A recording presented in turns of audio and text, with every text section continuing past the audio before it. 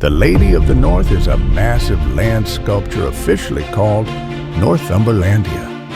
It's a giant reclining female figure, often called the Sleeping Lady. The sculpture is made entirely from earth, about 1.5 million tons of rock, clay, and soil. She measures 100 feet high at her tallest point and stretches about a quarter of a mile long, making it the largest human landform sculpture in the world. Designed by world-famous landscape artist Charles Jenks, using material excavated from the nearby Shotton surface coal mine. Instead of just filling in the mining land, the idea was to create something artistic and lasting.